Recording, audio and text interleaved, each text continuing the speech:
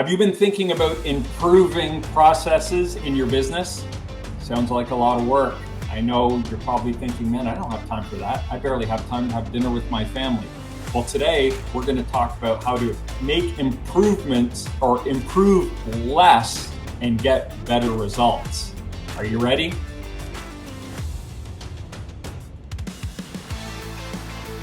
Welcome to episode 25 of the KeyHire Small Business Podcast, where we cover the issues that help owners scale their small business. I'm Corey Harlock, creator of KeyHire Solutions, where we help Texas businesses grow with our talent, and I'll be your host. Our guest today is Chad Bareither from Bareither Group Consulting, where they use techniques to help you focus and align your business and deploy strategy for process improvement. A little bit about Chad. He helps organize primarily mid-sized manufacturers, which is kind of we play in the small size manufacturing space, helps them mobilize their strategy and so they can stabilize and scale. He believes in focus and alignment, work on fewer but more important things, improve less. And he's been married for 19 years, just had his 19th wedding anniversary, and he's got 3 awesome kids. Let's bring Chad to the show. Welcome, sir. How are you? I'm doing very well. Thanks for having me on. Bareither, is that correct? Yeah. I saw you double clutch there when you had to say it twice in a row. So. Yeah, I know. It's you say it's 3 syllables, but it's really like 2.5. Yeah, it is kind of. Awesome. How's the weather up in Kalamazoo? Oh, it's beautiful. You know, you can feel fall starting to creep in, start of the school year. The evenings are getting cooler, but beautiful time of year right now. So down here in Houston, you look at the 10-day weather forecast, and it's exactly the same. Low of 78, high of 95, and humid as all get out. So, but we have a place in upstate New York, so I love your weather up there, and I'm a Canadian actually, so I'm probably more grew up with more of your weather than I have down here. Yeah, it didn't sound like a Texas accent. No, I know. I'm working on it. So tell me about your business, Bareither Consulting. Yeah, so Bareither Group, we've been in business, will be 6 years this October. And originally started off, doing on the side what I was doing for larger Fortune 500 companies, which is helping people, refine their strategy so they can act faster, right? And then teaching the tool set and the methodologies for how you actually go about systematically improving a process. Right. And people, when they hear that terminology, they think a lot of work. It does sound like a lot of work, but if you follow a framework, it's repeatable. So there's a lot of things we do in life that we probably look back on now and like they felt daunting at first, and now it's kind of second nature. And it's a muscle memory you build over time. It's the eating the elephant one bite at a time. That's right. Awesome. Yeah, I'm sure you probably use that expression lots. Mm-hmm. I like the one where they talk about, which is I think relevant to this podcast, right? I think it's a Chinese proverb. The best time to plant a tree was 20 years ago. The second best time is today. So my family hate that expression. Oh, do they? I use it all the time. Because they'll be, well, should I do this? Shouldn't I? I'm like, when the best time to do that was? And I go, 10 years ago. Oh, yeah, cool. So let's talk about, we always like to start with the definition. So today we're talking about performance improvements, right? How to improve less and get better results. But let's talk about and define in your world, what are performance improvements? What do they apply to in your world? Yeah. So, in general, performance is something you can measure, right? So that's an output or a result of your business. That could be things like, quality and customer retention or customer satisfaction. It could be things like on-time delivery, lead time, a turnaround time on a request. It could be your individual costs, could be other things like revenue or profit, right? So financial indicators. So performance is something that we can measure on what happens, but it's the what happens that I'm really interested in. So if we try to drive the car looking in the rearview mirror, like all of that stuff already happened. Last quarter's financials, over, can't change them. So we really need to be thinking more process-based. So that's why I'd be interested in saying, you didn't ask it, but so what's a process? So everyone does things in business every day. And if a process is just the series of actions you take to get that particular end or result, well, then it should be intuitive. If I want different results, I need to change the process. And that's really where my whole methodology comes in. So that's great. Thank you for identifying that. In my world, you think about the process and inputs. And you said if you're getting the same result, you need to improve the process. But oftentimes, a small business owner who has been head down working, right? No one starts a business and says, the first thing we need to do is create scalable process. Yeah. They all jump in and do whatever they have to do. And if they do a great job, they grow and they outgrow the processes they have created. And the only input they have at that point is more time, harder work. Mm-hmm, mm-hmm. So when you're in a situation, and that's often the point where KeyHire starts working with the small business, is we're all working hard, we're missing family dinners, we can't get away for weekends because we have to be here and input our time. Mm-hmm. It's the only way we can sustain or maintain or grow. And that's the time where you need to break it and say, okay, now we need to think about change. Yeah. And is that kind of what you've experienced as well? I mean, absolutely. And I think you've covered the whole conversation very well there. But it's interesting when you say you have to insert and break it. A lot of small, medium-sized businesses, like you mentioned, they're head down, doing what they've always done, reacting to the day, and they might not know. So in your example, you are aware of there's a problem. A lot of times, maybe even some of your listeners, they're kind of problem unaware. Like, I don't realize that me spending so much time making daily decisions is preventing me from scaling. You know, I'll give a simple example for me. Like, my group, I only have 3 employees, right? But I use a virtual assistant to offload some of that work so I have more time for business development and delivery. I can't offload any of that work without process. We're a small group. I'll bet some of your listeners have more than 3 employees. Like, Sure. Yeah. I am still using process to improve and get better results. And that's a great distinction. And that's often you and I get to be the bearer of bad news, to come in and say, hate to tell you this, but the process you're running on, it isn't serving you. And like, what did you say? Process unaware? Is that, what was the term you used? Problem unaware. Yeah. Problem unaware. Right. And I always am very careful to make the distinction. It's not that these business owners are doing something wrong. They're doing exactly what they need to do. And because they've done it so well, they've outgrown what has previously worked, but they get caught up in the day-to-day where it's hard to pull back and go, okay, I need to have an unbiased kind of unfiltered view of what we're doing and seeing where we could be more efficient. Yeah, or if someone does come and say, hey, what if we tried this? Often the response is, I can't even think about that right now. Mm-hmm, mm-hmm. Is that, so is that ring true for you as well? It is. And, it's interesting. I had a conversation. A friend of mine owns a small injection molding company. And I mean, he's scaled it tremendously, but he is on the sales and the business development. And his business partner, like when they were just starting out, 2 people, right? And so they've grown quite a business.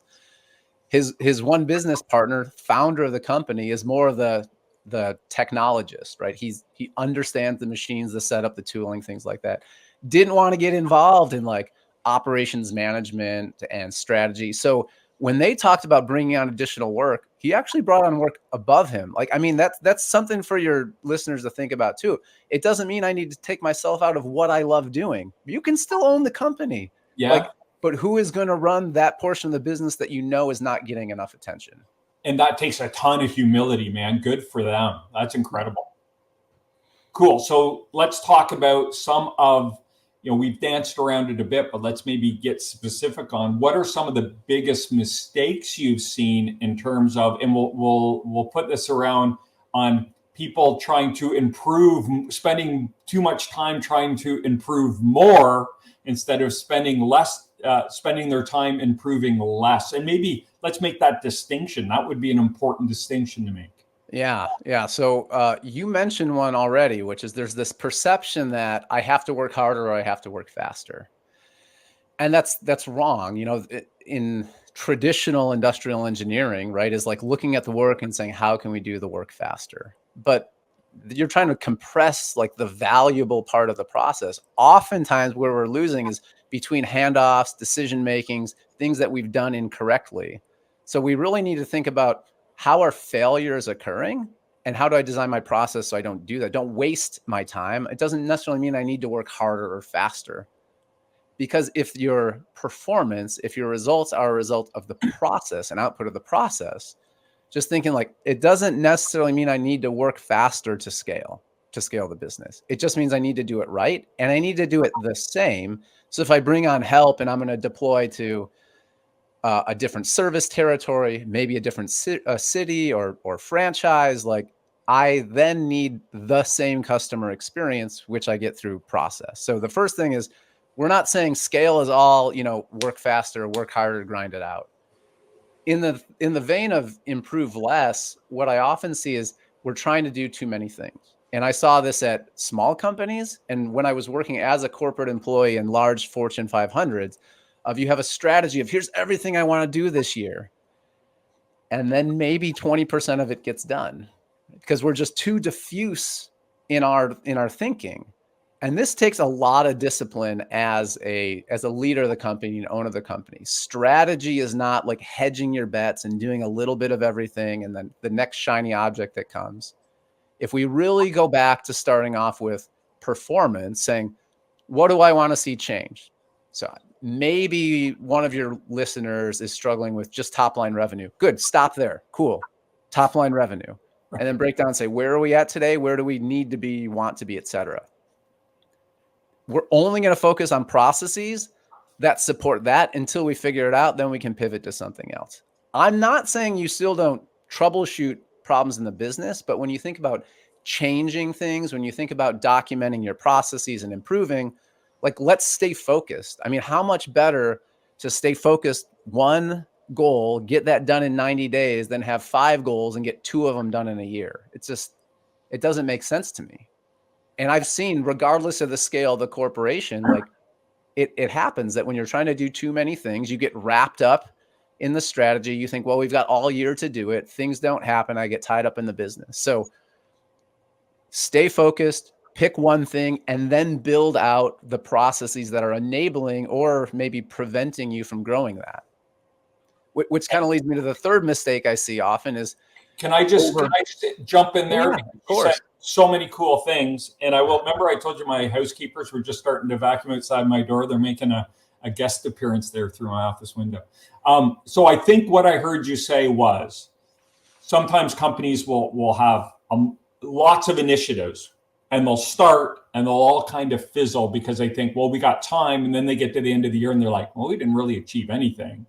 And what I would kind of align what you're saying to is that 1% improvement a day. Like just pick one initiative at a time and just kind of chisel away at it. And if you talked about top line revenue, my thought was, well, if I investigate that, there could be a few trickle down things that come out of that. Like if you go in there and investigate, you might say, well, I found 3 things that are affecting our top line revenue.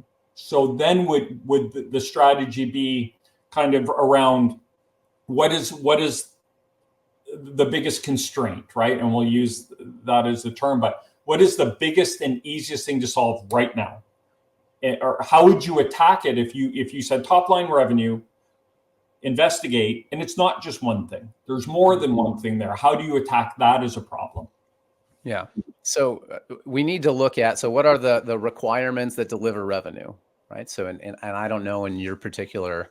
It could be, yeah, we deal with all kinds of stuff, but let's make it as a manufacturer. So as a manufacturer, to deliver top line revenue, right, I need to control costs within my business and my purchasing. And cash flow is probably more appropriate, cash flow. I need to have good marketing, good sales, good delivery as an example. Sure. So those are like general requirements. Then I break that down and say, okay, how do I do sales? Like what are the processes I follow for sales? And so maybe you have something in there about, cold outreach. Maybe you have something about customer attainment. Maybe you have something about your sales calls, and you can look at things like close rates. Now I can get down to shorter duration processes, shorter duration results that indicate whether or not I'm going to get my revenue goal, right? So I can look at things like sales price and discount, time to close a deal.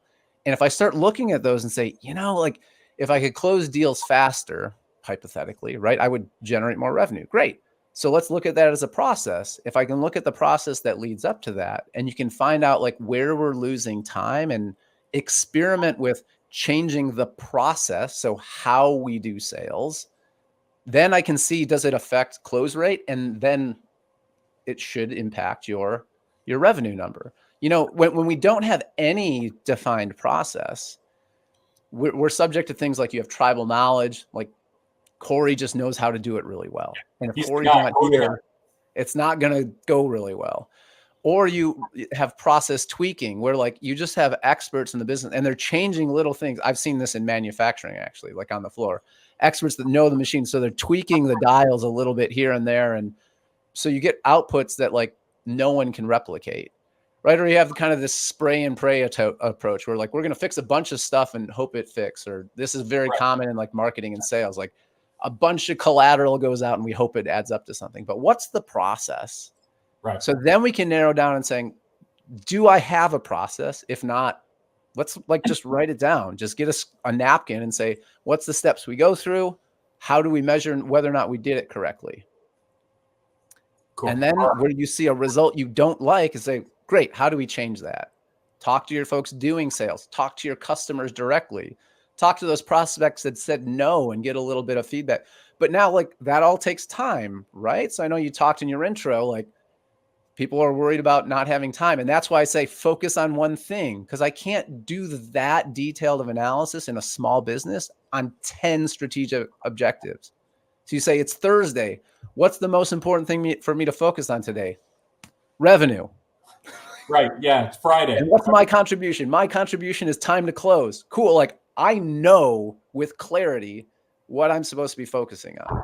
Right. Very cool. Okay. And I interrupted you. You were going on a third point. Yeah. So then it's like thinking about all this process and it's over documenting and we're going to have to write SOPs and make flow charts and everything else. I mentioned in the beginning, like I work with a virtual assistant. So my process, I write a Word document, like 5-step process, usually 5-7 steps max, with hyperlinks to whatever the documents are in there. And then I use a application called Loom, Loom, which is a video recording. I record myself doing the process once and I send it to them. Now I have a standard process. Literally takes me 4 minutes to record a video, maybe an hour to write and outline the process. So you say, I don't have time. You don't have time to document the most important processes in delivering you top line revenue, then you shouldn't complain about not hitting your revenue goal. Interesting. All right. That's awesome. So thank you for all that. It was very concise. So now if we move to the kind of next mistake phase, and we've danced around it, right? Did I already ask you about mistakes? Geez, we covered. So that was like, working harder, trying to work faster, trying to do too many things, and over documenting. Got it. Okay. I want to talk a bit about documentation. So when you talked about going in and looking, we'll use the top line revenue, continue with top line revenue, and you go down and you're saying, okay, time to close. You have a sales team and you've documented this process, and you see one person on that team, is lagging. Is this kind of within the scope of what we're talking about? How do you address that in terms of performance? Yeah, it can be. And I would look at the process angle before the person. So we say in continuous improvement, process, not people. Like I'm not going to blame someone. Okay. I mean, at some point, right, you got to perform. But it'd be interesting, like, so is that person's sales region in a recession or something like that? I don't know, right? So is that why they're not performing? There's also just being human about it. There's stuff that goes on outside of the office at home. Like, can you understand what's happening with a person? Were they not trained properly? Do they not have the right tools or understanding or IT knowledge of whatever it is we use for our enablement processes? Like those are questions I would ask first of like, first, are we following the process? Right. Okay. If we are following the process and not getting different results, like what's different? You mentioned input. So we have input and process to get results. Are there inputs that are different in this scenario? Eventually, yeah, you can have a situation where maybe someone's just not a right fit for a role, but it's been my experience that most often we're not following the process, or there is no process, or there's something wrong with the inputs or the training or the capability. In which case, that's not that individual, say, sales team member's fault. They were put into a process without the right tools or without the right understandings, and we can fix that. And then if you do fix that, you should see like the result should be performance that normalizes with the team. Right. And you said, if there's a process, but if you look and there's no process, if you just have a bunch of people that are doing what they do, and I don't know if this is in your area of expertise, but if there isn't a process there, what are your thoughts on how to kind of get that started in terms of creating it? So I'm going to talk to the people who do it every day, right? So if it's sales or if it's manufacturing, we're going to go to the folks that perform that task every day. Awesome. And we're going to ask them, so what's the process you follow? Now, this is where it becomes really exciting for me, is you're going to talk to your sales team and we're going to do it slightly differently. We're going to try to harmonize to one best way to do it. Why? Because that's how we're going to train the next person when we try to scale the business. We can't have, John's method and Susie's method and Raphael's method. And then all of a sudden we hire someone else. It's like, how do I do this job? Figure it out. Here's how I do it. Yeah, exactly. Awesome. So let's get into some help. So other than calling you, Chad, if someone was thinking, man, this resonates, I think I need to start making some improvements. How could someone improve less and get better results in their business? Yeah. So we have a 5-step process in what we call the focus and align framework. So you would just follow that. And the first step in that is why. So it's going to require a change, starting from where our beginning of the conversation with performance. Like if I want different performance, I have to change something. As a former colleague of mine said, first time I heard someone say it, so I'll attribute the quote to Lynn Oshnock, right? Nothing changes if you don't change something. So cool, I want different, we'll stick on the revenue thread, right? Sure. I want to improve my revenue. Well, I got to do something different. I have to do more of in a different way, expand something. I can't just say, I really and then like hope it happens. So I have to say, why do I want to change? Cool. That's where I want to go to, right? So that's the direction I'm going for growth. We need to expand. We need more cash on hand, something like that. And then we say, okay, what measure is your indicator of growth, expansion, scale? In this case, we're saying the measure is revenue. So top line revenue, right? Maybe even you look at profit, but maybe we'll save that for a future conversation. That's right? A whole other topic. Yeah. Revenue and profit are two totally different topics. Yeah. I mean, that's, we'll save that for another podcast. But so you need, as a leader, so whether I'm a team of 1 or 3, like my business, like I need to understand, like, why am I changing? Like and then what specifically, how am I going to measure whether or not my results are getting me what I want? So why is just to clearly communicate to yourself, or if you are running a business, to your team, like, we're going to do something different. We're going to start documenting some of our key processes, right? And you can like physically hear the eye rolls. You need to be able to communicate why. Because I've realized that if we want to scale or if we want to get different results, we need to change our processes. Okay. And then say, what are we trying to accomplish? In this case, something I can measure, improve safety. There's an excellent business case of Alcoa, Aluminum Company of America, transforming their business, focusing only on reducing injuries. On-time delivery, I help manufacturers with quite a bit. Quality challenges, cost or financial. So it could be, bottom line cost, or it could be top line revenue, or the result, the profit.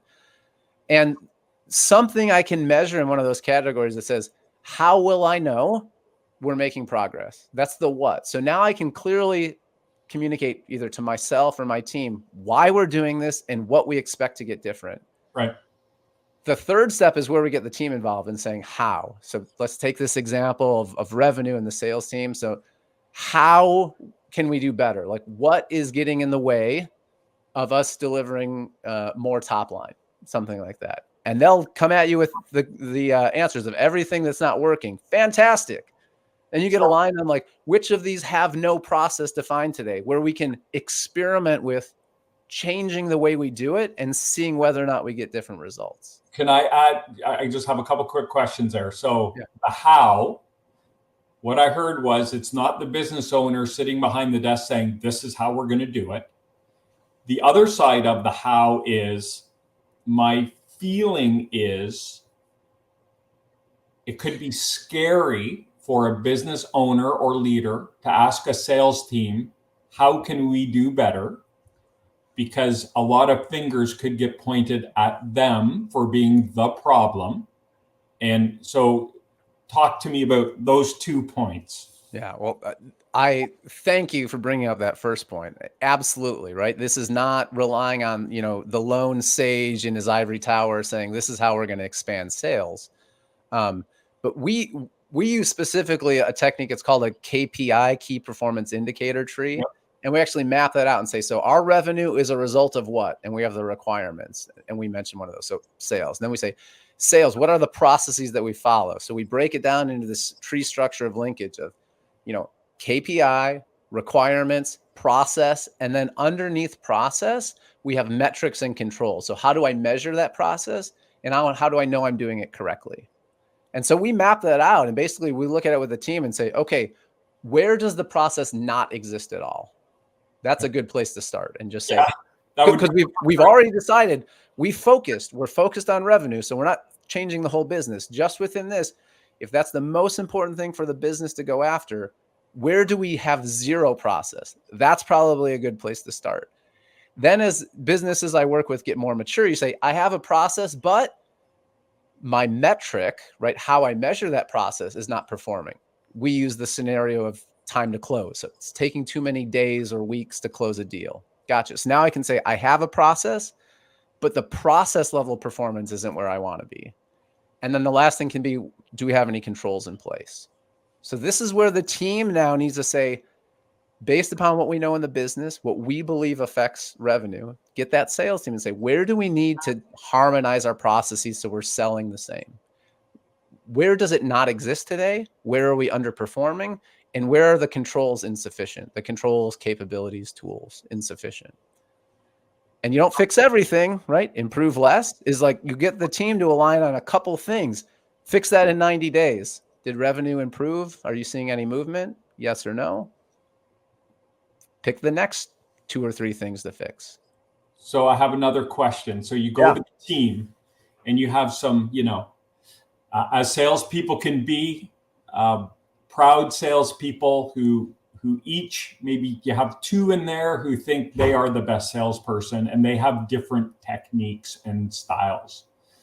How do you as a business leader harmonize their ideas and satisfy their ego requirements? Or what measurements do you use? Is there like just a clear way to say, well, so-and-so closes faster, so I'm going with that? Or how do you negotiate or maneuver that? Well, so it starts with step 1 that we mentioned is why. Why are we defining and harmonizing process? Because we want to scale, expand, stabilize, whatever the problem is, right? I've also worked with businesses, quick detour here, right, that are trying to stabilize. You're losing market share or costs are increasing and we need to stabilize so we don't die, right? There's also, we need to grow so we can thrive. Different problems, but a similar solution, similar approach to a solution, I should say. And so if the team understands why, as a leader, you can paint that vision of like, why do we want to change the way that we're selling? Another quick detour. It's so interesting we're talking about sales because I rarely get involved in sales. It's usually operations, but it's fun. It's very fun for me to be talking about this. But they first need to understand why, right? If you can't align them to why we're even trying to do this, of course they're going to push back because I don't understand it. I don't understand what's in it for me. You need to take some of that that fear, right? That you promote some psychological safety. If we are going to change things, it's also incumbent on you as the leader to say, if you're changing things, you are going to take some of the accountability. Process usually does not go step change up, right? You're changing a process, you might see a dip, see it through to better results. And making the team understand of like, this is why we want to change. This is what we're going to expect as results. This is how we're going to try it. I understand these one-off scenarios you're talking about, like headstrong salespeople that are just really good at what they do and they don't want to adjust. That there's not a tool for that, right? That's leadership style. That's interpersonal relationships, and that's getting them aligned to like, you're part of a bigger team. This is what we're trying to accomplish. I would appreciate if you can try it this way and give me your honest feedback about whether or not it works. Often, I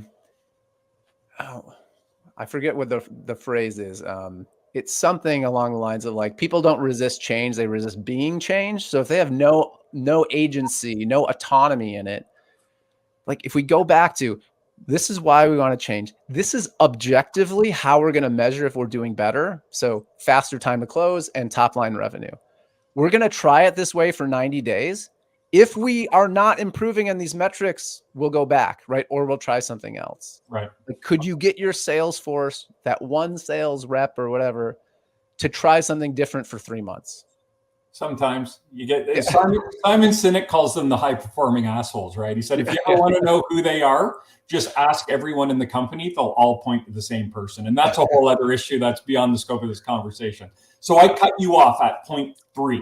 Yeah, point 3 is how. So then we adjust it. We're not going to fix everything. We're going to fix what we believe are the highest leverage points. Okay. Right. And then we decide who. So who actually owns the process? Again, it can't be, I forget the names I used, right? John, Sally, and Raphael, like whoever everyone can't independently own their process. Because when we bring on a new sales rep, like who owns the process for say, like the scripts that we use, the steps that we go through, etc. We need to have some alignment on decision-making and delegation of like, so who owns this? Who has the, we use a RACI model, responsible, accountable, consulted, informed, like who's accountable for the process, right? And then responsible parties execute the process. So we go through that exercise on the processes we've decided to change to make sure we understand who is accountable for changing and maintaining it, who is actually executing it. And then I'm very sparse usually on who actually needs to be consulted, who needs to be informed on a process change. So now we have who. So that's step 4. You got another question? I do, because you're so logical and you walk through all these, and then I come at it from the human capital standpoint, right? And I think, okay, who owns the process? So you might have a sales manager or a director of sales. Yeah. So as a business owner, you just added a new layer to this for me. I'm working with that leader. In my mind, and correct me if I'm wrong, so I'd be working with my leader saying, here's what we're going to work on. Here's what I want you to talk about with your team. Here's what I want you to bring back to me. Or is the leader or the business owner a part of this conversation? And then are they going back with the leader of that department? Or is maybe the leader of that department not in charge of the change? I'm just trying to see from an accountability or an organizational chart, kind of when you give that responsibility to someone. Do we do that? If so, who, or do we own it as the owner? Yeah. So let's use the. The answer could just be yes. Yeah. So we'll talk in generalities first, then to your example. So in generalities, right? Someone needs, if you're going to define process, someone needs to own it, which means that's the person that, if you want to change it, needs to say, okay, we're going to change it. It could be the owner of the company. Let's say you have 2 sales reps, right? And you don't have like a division, a department manager or a director of sales. They just report to you. Great. Well, I suppose one of the 2 of them could own it, but in that situation, it's probably the owner of the company is saying, there's one process that we use for all of sales. In your scenario where you say we have a director of sales, something like that, or a sales manager, yeah, because they're going to be onboarding new sales reps in the future and saying, what is the process? And I'm custodian of that process to make sure that we train and apply it the same way. So whether it's manufacturing or sales, when I'm that manager of sales or I'm that owner of the company, if I'm going to do a ride along to understand the sales process, one of the things I need to be able to do is pull out the process and say, are they following the process? Right. So who does that? Someone needs to own it. So I think what you're alluding to is there can be some delegation in this process. And what I want to make people who are listening to this, because they're probably thinking, this sounds like a lot. No, it's okay to delegate and have a partner and an ally in this. Yeah. Yeah. And so, we're again, our scenario, we're saying top line revenue, and we have, sales process, time to close. There may be other factors. So like director of sales in that case, or sales manager has responsibility for that one process change. You may have another process change somewhere else that's pricing and discounts. Maybe that's in your finance department. I'm not sure. And like they may have something that they're looking at in terms of pricing and volume discounts and things of that nature, and have a different improvement that they're focusing on. But this all links back into saying, what are we trying to accomplish through all of that? Got it. Okay. Thank you for clarifying. All right. Yeah. Step 5. All right. So we need to understand why the heck we're doing it. We need to understand what we're trying to accomplish. We need to understand we can fix everything, but specifically, how are we going to change, how and which processes? Then we say, who owns that process change and the results? And then the last one is when. So like, when can I go see? Is like plan follow-ups for that. We call it daily management. And that term daily may freak people out. And they say, I don't have time to meet every day. We're talking about, a 10 to 15 minute finger on the pulse that just says, how did yesterday go? Did we have any deals that closed? How many days did they take? Did we have any no's? Like even getting to a no faster in sales is good, right? Because you can divert your attention to something else. I'm assuming, regardless of the scale of the business, some of that is coming in on at least a weekly basis. So on a daily basis, we probably know how the process is performing. I'm not saying you need to get everyone together at 7 a.m. and say, how's our revenue today? But they own the pricing model. They own the sales process. They own fill in the blank. And we can say, so when can I come see different results from a owner standpoint, from a director of sales standpoint, and then as the team, like when should we be looking at our process performance to see if we're getting better results? That's super interesting. And what I was imagining as you were speaking was, if we use the sales example, if you do a daily check-in and you say, how did it go yesterday? And they say, well, we lost, remember that deal we thought we were cooking? Well, we lost it yesterday. Mm-hmm. That's a great chance to say, okay, let's talk about how did we run that? What have we been talking about changing? Do a quick postmortem and talk about, well, what ifs? If we had we had implemented the changes we've been talking about, how could that affected things? Because if they were, say, they pulled out at day 80 and you're trying to get to a 60-day close rate, like what could we have done to get to that no faster? Or what could we have done to get them to, because maybe it was price. Maybe their excuse was, look, we just got a way better quote and your model is not to win on price. Great. How could we have gotten that no in the first 2 meetings and just look, we're not going to win on price, but if you want the best, and have them say, yeah, you're probably not our guys, but we've wasted a lot of time. So that's kind of, when you were talking about that, again, I'm always trying to think of as a business owner, how can I implement that? And that's kind of what I saw. And tell me if I'm on the right track. Absolutely on the right track. And then if you think about your organization maturing 5-10 years in the future, right? I'm not looking at one metric normally. So maybe I'm looking at days to close, also close rate. So if we lost that deal and I have a close rate of 80, that's like my target, and I'm at 90%, I don't want to, like, I'm not trying to be dismissive and sound like who cares about that deal, but like that's normal for us. Like you don't need to react. Like we expect to lose 10% of the deals.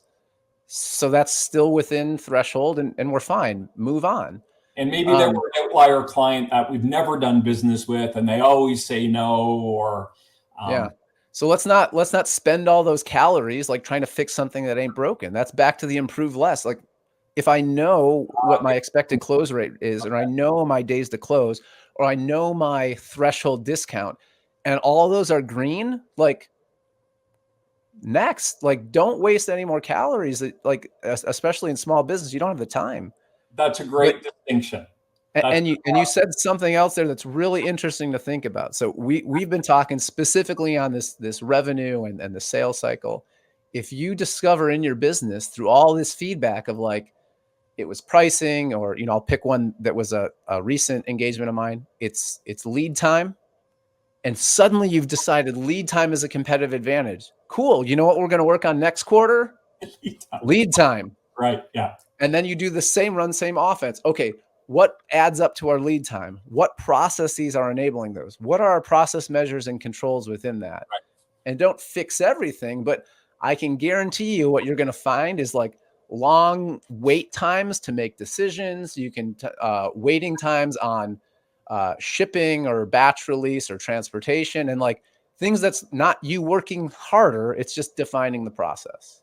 And so again, as a business owner, what I think I'm hearing is you saying, do those debriefs and get down to the real reason, maybe why you lost that order, or why they didn't sign with you. And if it's important, maybe it was a new client that you really wanted, but you lost that deal, or it was a client that normally is a repeat client that decided to go with someone else. Let's find out why.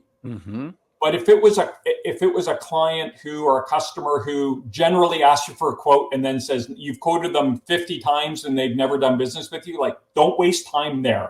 Yeah. But these new business or the repeat business people, if we're starting to lose that business, let's figure out exactly what it was. And if you start detailing that, now we see a pattern. We needed it quicker. We can't wait 90 days. We ordered one time and we got 50 units and 3 of them didn't work. So it's a quality issue, whatever it is. Those are now that improve less, right? Let's not improve everything. Yeah. Let's find out what the actual problem is and then improve that.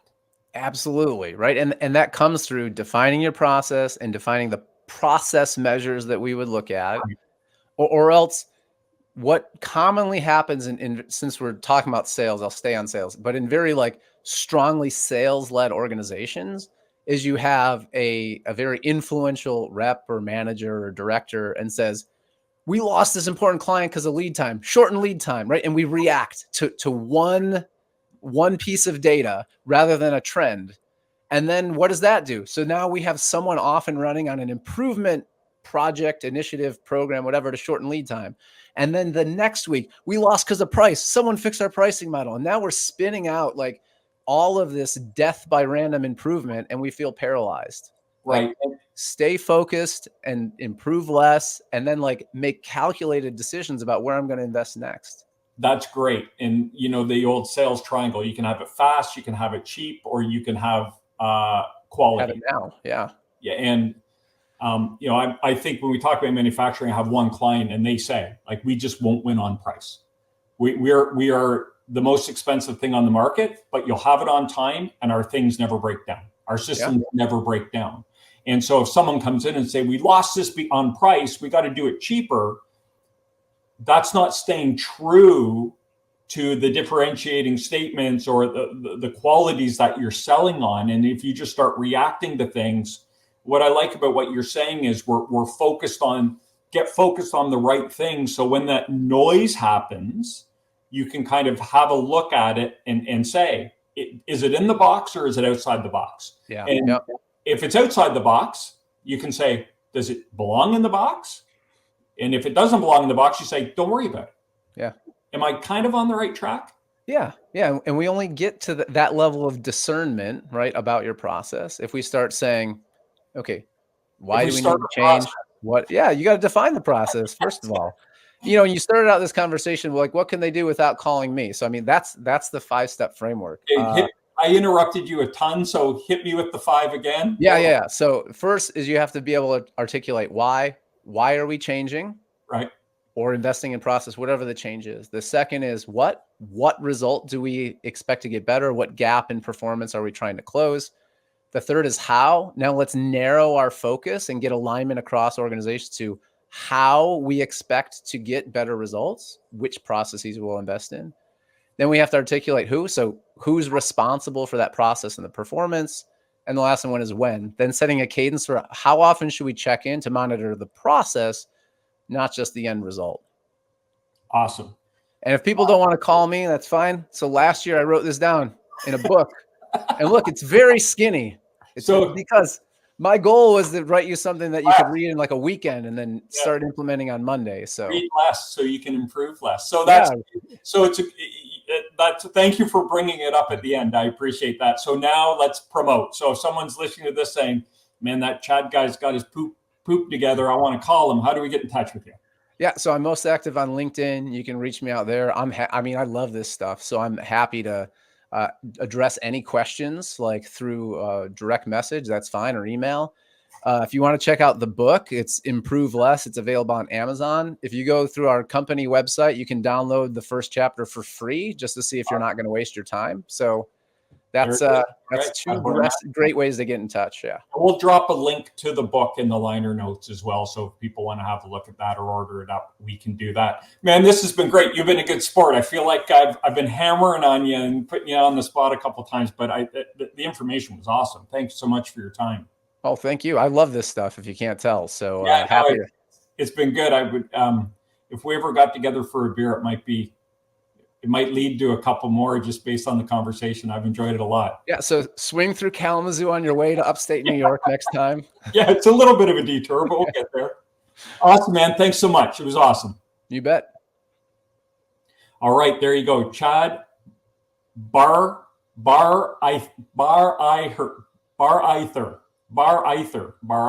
That's it. Bareither. All right. Thank you for tuning into the KeyHire Small Business Podcast. If you got value out of today's episode and want to keep up to date on our new content, make sure you can either leave a comment below and let us know what you thought of the show, or you can subscribe to the YouTube channel. If you prefer to listen to our podcast, you can find us on all the major platforms like Apple and Spotify, wherever you listen to your podcast. Just search up the KeyHire Small Business Podcast. If you'd like to learn more about working with KeyHire and how we can help your small business with your talent strategies, you can schedule a meeting on our website. It's free, it's easy, and it's help first. We promise. There's no sales, no weirdness. It's a lot like the conversation you saw here with Chad. We'll just try to help you out however we can. If you like what we have to say, we can talk a little more. Thanks for listening. I'm Corey Harlock, and until next time, stop grinding, start growing.